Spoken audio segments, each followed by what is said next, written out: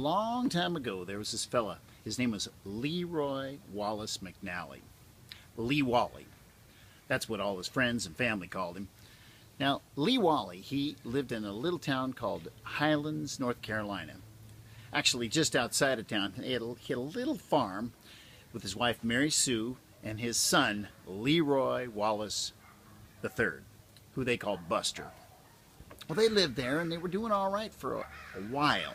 Then the Depression hit and, well, times got hard. So he started a little side business. He was making home liquor, or moonshine.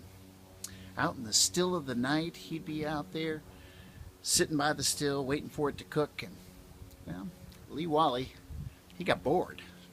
And so he'd take the newspaper and he'd do the crossword and some things, and then he'd start drawing little mustaches on all the faces and making mustaches on all the women too, and pretty soon he was making all little zigzags all over all that paper, and he started a bad habit that he couldn't stop doing. Any little piece of paper he'd get, he'd put doodles on it. He'd be drawing little things back and forth and little shapes and twirls. Had a pretty good time doing it, and it kept him occupied.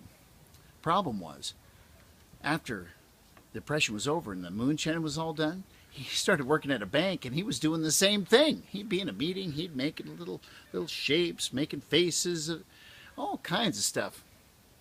And people, it irritated him because he was always looking down. All you could see is the top of his head all the time. Now, Mary Sue, she loved him no matter what. And after a while, his friends and co-workers, they got used to it too. But not Buster. His son Buster, it drove him crazy. He hated it.